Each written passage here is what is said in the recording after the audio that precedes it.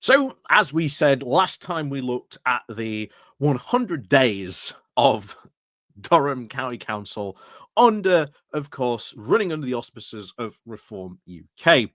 And now we turn our attention down south. Because if there is one council and area in particular that has really, really got, shall we say, not only Farage's attention, but the rest of Reform UK's attention on this, it is Kent. Kent County Council in particular.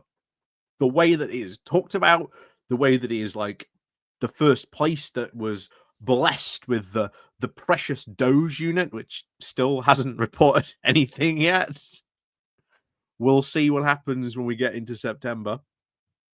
And then we've had, a couple of the chaos that we've already covered, the library stuff, to say the least. Most of it, as you've seen before, pure performative stuff. Lots of incompetence caked in, no idea what they are doing. But here we are, 100 days in Kent. How's it really been going? So this comes from the view of one of the Green councillors down in Kent. As I've said before, I am more than happy to have any councillor from any one of these councils where there's a Reform majority or minority on, by all means, get in contact with me. I'm more than happy to have you on and tell us just what's going on in your council. I think it's really, really important. I am more than happy to sort of do that. I've already done with one with Councillor Conditor from Warwickshire. So yeah, I'm more than happy to sort of do that. So as always, let's crack on then into this because interesting times as always. So clickbait and chaos, the 100 days of Reform UK running Kent County Council. And as always said, the 100 days thing, it's a bit of an Americanized thing. Like, oh, here's our first 100 days. And of course, they're now trying to bring it in. It's more of a point of look how good we are in our first 100 days. And if you look at the actual articles that have been written by Reform UK people, it's very light. It's literally, we are in control, guys. Everything's going fine. Trust us. Everything's going fine. Don't worry. Policy stuff, all that stuff, it's coming. It's on the way. Maybe we'll see something in September policy-wise from these councils, but I don't think so. Or, well, we might, but who knows? So, anyway, let's get on to this. So the first 100 days, of course, of the Reform administration in Kent County Council can be very much summarised as clickbait and chaos. We are, of course, told that Reform UK would act in the interests of residents of Kent, but instead now they have only seen chaotic management, bigotry, empty sound bites that help no one. And that is a big thing still, chaotic management. I keep on bringing this up, but it is well worth pointing out. Whenever I've emphasize the fact that there's all this mismanagement.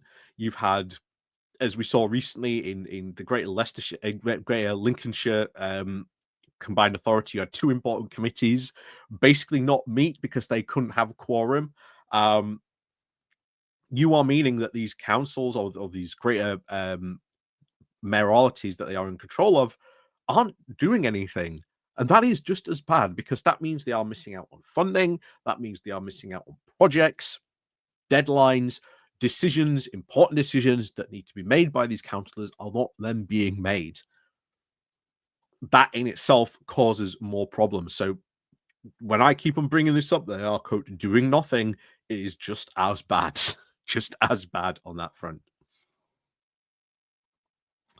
So the start, of course, of the UK Reform UK administration back in May and June was, of course, marked by the cancelled committee meetings and postponement now to training sessions, meaning that vital decisions about Kent's future were then delayed.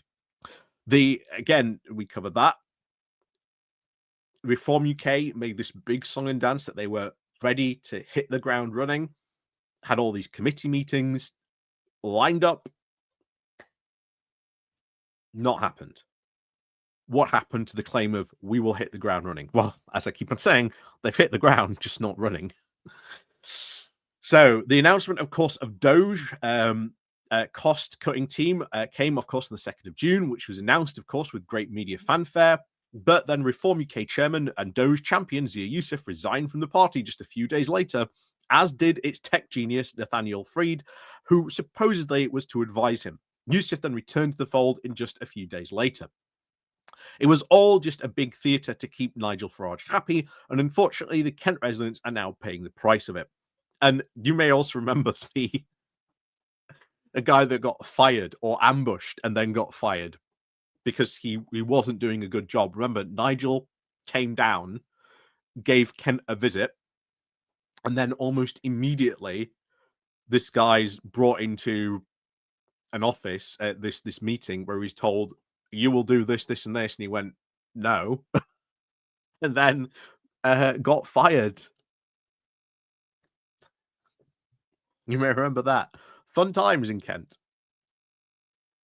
Reform UK also told voters, as it continues, that they were going to, of course, save money. Then they appointed a new cabinet minister for Kent County Council's own DOGE team. The additional L is, of course, for local at a cost of £36,000 a year. So a completely unneeded, again, unneeded position. Because as we have seen, councils have scrutiny meetings, and in those scrutiny meetings, as we saw when we covered the stuff in Nottinghamshire, they have their own external auditors. Not only so, this entire DOGE stuff is just not needed. Just not needed at all. You've already got the teams, the council, the external auditors you need to do all that stuff. All you have to do is just ask them questions. It's all that needs to be done. But they can't because, of course, they want to do this whole DOGE thing, which again makes them look good because, again, it makes them look like they are doing something. When in reality, they are just spending a heck of a lot of money, in this case, doing nothing.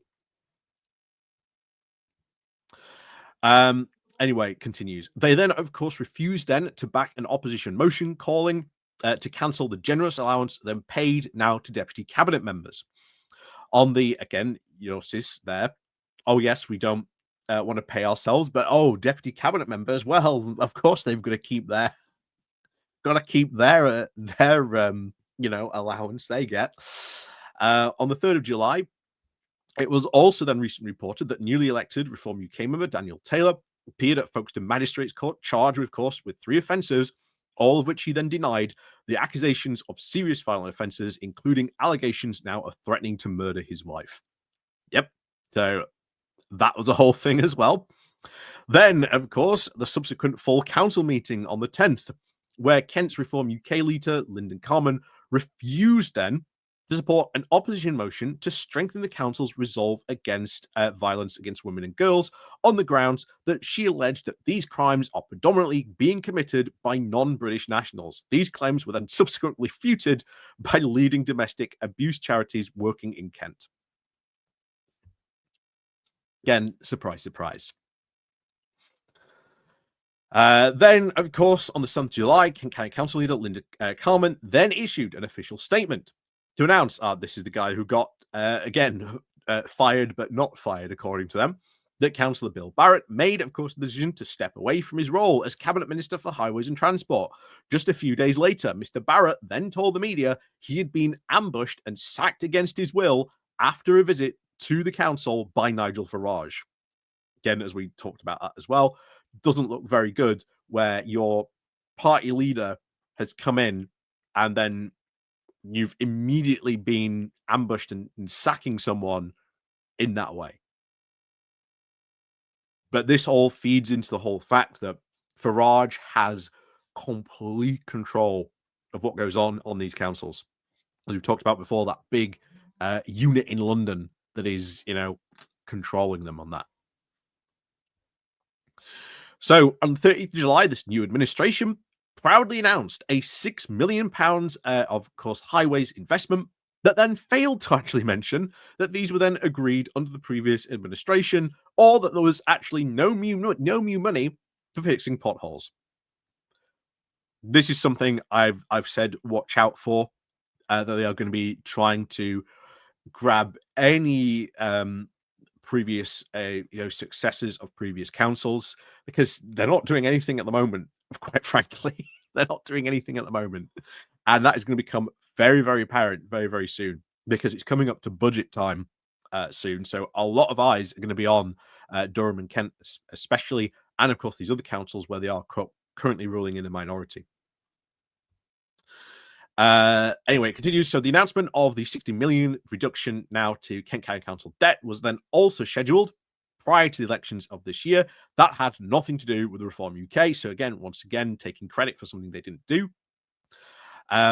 Cutting, of course, net zero programs, reversing the decision to sell off County Hall, which is known as the money pit, that will then cost Kent County taxpayers more money in the long term.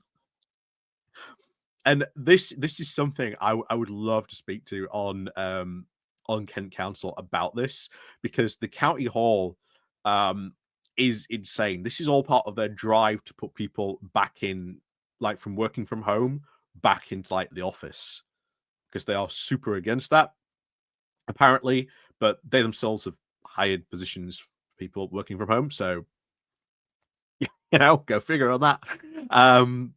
But yeah, I can't believe they reversed that.